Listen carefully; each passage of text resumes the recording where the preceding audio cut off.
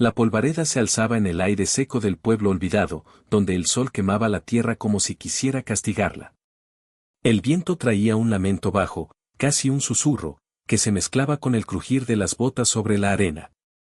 En el centro de la plaza, bajo la sombra raquítica de un mezquite, estaba el poste de los castigos. Allí, atada, una muchacha indígena, apenas una chiquilla de ojos oscuros y trenzas deshechas, temblaba bajo la mirada de la muchedumbre. Sus muñecas, atadas con cuerda áspera, sangraban levemente. Nadie hablaba. Nadie se movía. Excepto él, don Álvaro, el hacendado, con su látigo en la mano, los ojos brillando de una furia que no explicaba. 10 latigazos. Gritó, su voz cortando el silencio como un cuchillo. Por robar en mi hacienda, por desafiarme. La muchacha, llamada Xóchitl, no alzó la mirada. Sus labios apretados guardaban un orgullo que ni el miedo podía romper.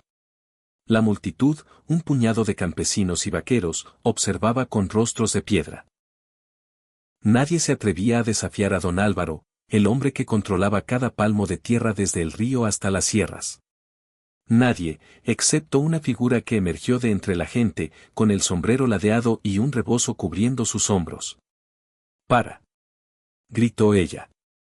Su voz, firme y clara, hizo que el látigo se detuviera en el aire. Era Isabel, la hija del difunto herrero, una mujer de mirada afilada y lengua aún más cortante. Todos la conocían. Todos la temían un poco, porque Isabel no se doblegaba ante nadie, ni siquiera ante don Álvaro. ¿Qué dices, mujer? Bramó el hacendado, el látigo aún en alto, su rostro enrojecido por la insolencia. Digo que no la toques, respondió Isabel, avanzando hasta quedar frente al poste. Sus ojos se encontraron con los de Xóchitl, y algo pasó entre ellas, un entendimiento silencioso. Si quieres castigar a alguien, aquí estoy yo. Déjala ir. Un murmullo recorrió la plaza. Nadie había visto algo así.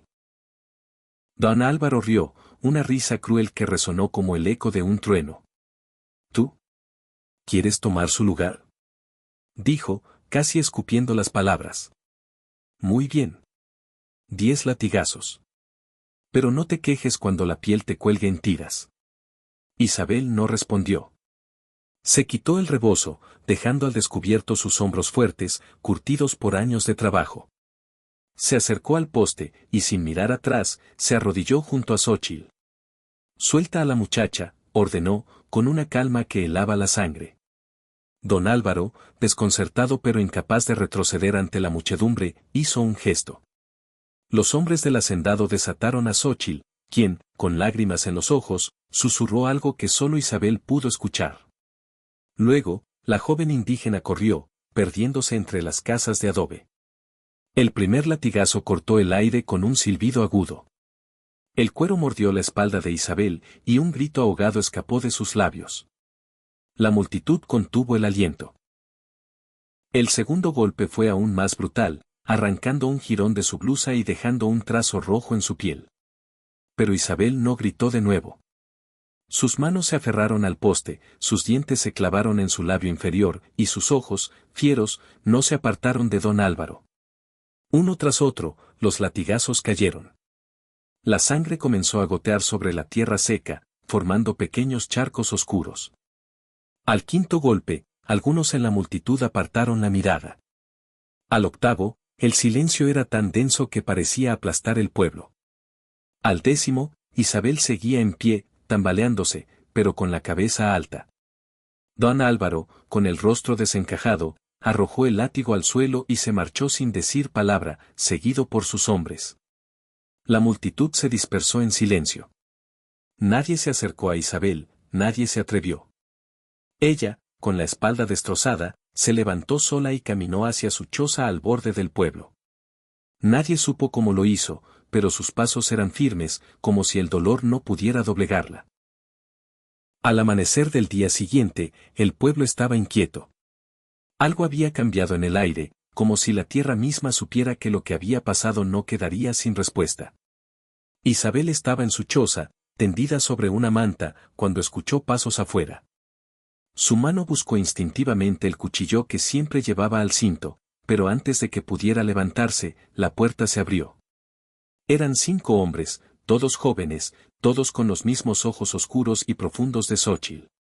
Los hermanos de la muchacha.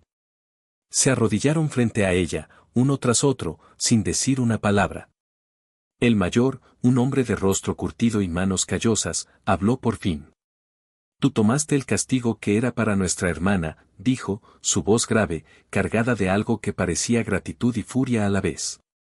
Nunca olvidaremos esto. Somos los hijos de la sierra, y nuestra deuda es contigo. Isabel, con el cuerpo aún temblando por el dolor, los miró. No había miedo en sus ojos, solo una chispa de desafío. ¿Y qué piensan hacer con esa deuda?, preguntó, su voz rasposa pero firme.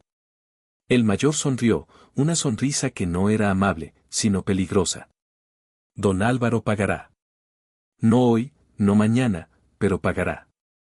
Los días siguientes fueron extraños. El pueblo parecía contener el aliento, esperando algo que nadie podía nombrar. Don Álvaro, en su hacienda fortificada, aumentó la guardia. Sus hombres patrullaban los caminos, y él mismo dejó de aparecer en la plaza. Pero los rumores corrían como el viento, los hermanos de Xóchitl, hombres de la sierra, conocían los caminos secretos, las cuevas ocultas, los arroyos que nadie más veía. Eran sombras, fantasmas que se movían en la noche. Una semana después, el primer golpe cayó. Uno de los graneros de don Álvaro ardió hasta los cimientos. Nadie vio quién lo hizo, pero el fuego iluminó el cielo como una advertencia. Al día siguiente, 2 de sus mejores caballos desaparecieron y en su lugar dejaron una marca tallada en un árbol. Una serpiente enroscada, el símbolo de los pueblos de la sierra. Don Álvaro estaba furioso. Mandó azotar a 2 peones, acusándolos sin pruebas, pero eso solo avivó el descontento. Los campesinos comenzaron a murmurar, y algunos incluso dejaron de trabajar en la hacienda. La tensión crecía como una tormenta que se avecina. Isabel, mientras tanto, se recuperaba lentamente. Xóchitl la visitaba a escondidas, llevándole hierbas y ungüentos que aliviaban el dolor. Entre ellas creció una amistad silenciosa, hecha de miradas y pocas palabras. Pero una noche, Xóchitl llegó con el rostro pálido. Mis hermanos planean algo grande, susurró. Quieren la cabeza de don Álvaro. Isabel no respondió de inmediato. Sabía lo que significaba desafiar al hacendado. Sabía que la sangre llamaría a más sangre. Pero también sabía que no había vuelta atrás. Diles que tengan cuidado, dijo por fin. Pero si van a golpear, que sea certero. La noche del ataque llegó sin luna. El pueblo estaba en silencio, pero en la hacienda de don Álvaro, el caos estalló.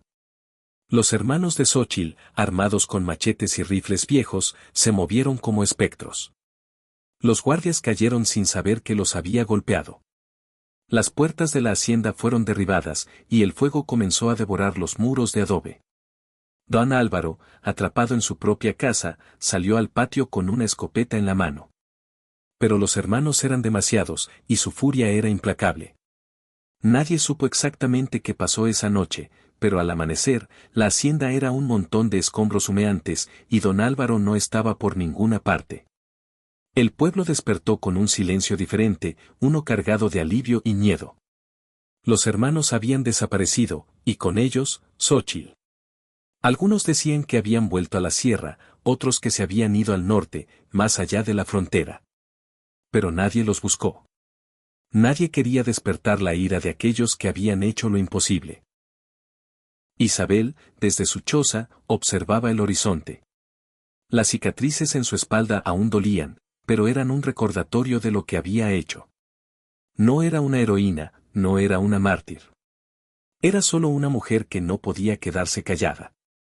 Y mientras el sol se alzaba sobre el pueblo, supo que, aunque la deuda de los hermanos estaba pagada, la suya propia apenas comenzaba. Los años pasaron, y el pueblo cambió. La hacienda nunca fue reconstruida, y la tierra volvió poco a poco a los campesinos. Pero en las noches sin luna, los viejos contaban la historia de Isabel, la mujer que tomó 10 latigazos por una desconocida, y de los 5 hermanos que arrodillaron su orgullo ante ella. Y aunque nadie sabía dónde estaba, todos sentían que, en algún lugar, Isabel seguía vigilando, con su cuchillo al cinto y su mirada afilada, lista para desafiar al próximo tirano que osara alzar el látigo.